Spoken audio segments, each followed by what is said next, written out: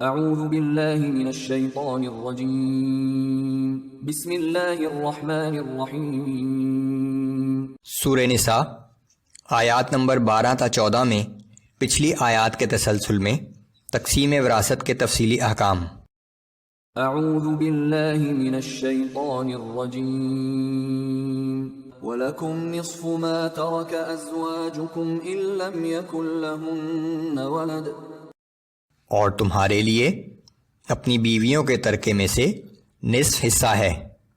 بشرطے کہ ان کی کوئی اولاد نہ ہو۔ فَإِن كَانَ لَهُنَّ وَلَدٌ فَلَكُمُ الرُّبُعُ مِمَّا تَرَكْنَ مِن بَعْدِ وَصِيَّةٍ يُوصِينَ بِهَا أَوْ دَيْنٍ، پھر اگر ان کی کوئی اولاد ہو تو تمہارے لیے ان کے ترکے کا چوتھائی حصہ ہے، یہ بھی اس وصیت کو جو انہوں نے کی ہو پورا کرنے کے بعد،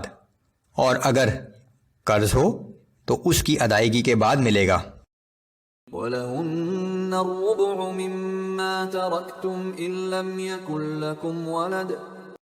اور تمہاری بیویوں کا تمہارے چھوڑے ہوئے مال میں سے چوتھا حصہ ہے بشرطے کہ تمہاری کوئی اولاد نہ ہو۔ فَإِن كَانَ لَكُمْ وَلَدٌ فَلَهُنَّ الثُّمُنُ مِمَّا تَرَكْتُمْ مِن بَعْدِ وَصِيَّةٍ تُوصُونَ بِهَا أَوْ دَيْنٍ، لیکن اگر تمہاری کوئی اولاد ہو تو ان عورتوں کے لیے تمہارے ترکے میں سے 8واں حصہ ہے، یہ حصہ تمہاری اس وصیت کو جو تم نے کی ہو پوری کرنے، اور اگر تمہارے ذمہ کچھ قرض ہو تو اس کی ادائیگی کے بعد ملے گا۔ وَإِن كَانَ رَجُلٌ يُورَثُ كَلَالَةً أَوْ امْرَأَةٌ وَلَهُ أَخٌ أَوْ أُخْتٌ فَلِكُلِّ وَاحِدٍ مِّنْهُمَا السُّدُسُ، اور اگر کوئی صاحب میراث میت ایسی ہو کہ نہ اس کے والدین ہوں اور نہ کوئی اولاد ہو، اور اس میت کا ایک بھائی یا ایک بہن ہو تو ان دونوں میں سے ہر ایک کے لیے چھٹا حصہ ہے۔ فَإِن كَانُوا أَكْثَرَ مِن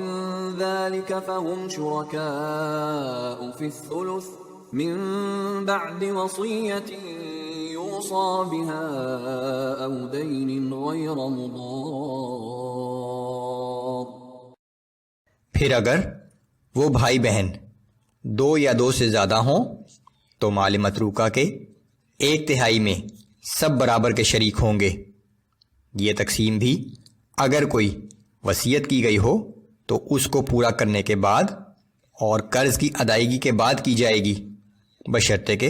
اس سے کسی کی حق تلفی نہ ہو۔ وَصِيَّةً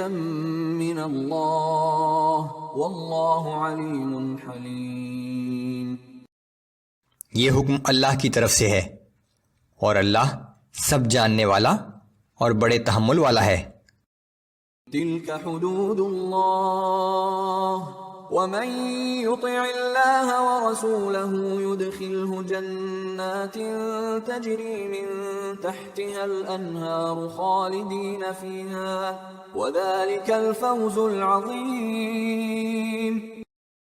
یہ سب احکام اللہ کی مقرر کردہ حدود ہیں، اور جو شخص اللہ اور اس کے رسول صلی اللہ علیہ وآلہ وسلم کی اطاعت کرے گا تو اللہ اسے جنت کے ایسے باغوں میں داخل فرمائے گا جن کے نیچے نہریں بہہ رہی ہوں گی، یہ لوگ ان باغوں میں ہمیشہ رہیں گے اور یہی بڑی کامیابی ہے۔ وَمَن يَعْصِ اللَّهَ وَرَسُولَهُ وَيَتَعَدَّ حُدُودَهُ يُدْخِلْهُ نَارًا خَالِدًا فِيهَا وَلَهُ عَذَابٌ مُّهِينٌ، اور جو شخص اللہ اور اس کے رسول صلی اللہ علیہ وآلہ وسلم کی نافرمانی کرے گا اور اللہ کی مقرر کردہ حدود سے تجاوز کرنے پر اصرار کرے گا تو اللہ اسے جہنم کی آگ میں داخل کرے گا جس میں وہ ہمیشہ رہے گا، اور اس کے لیے ذلت آمیز عذاب ہوگا۔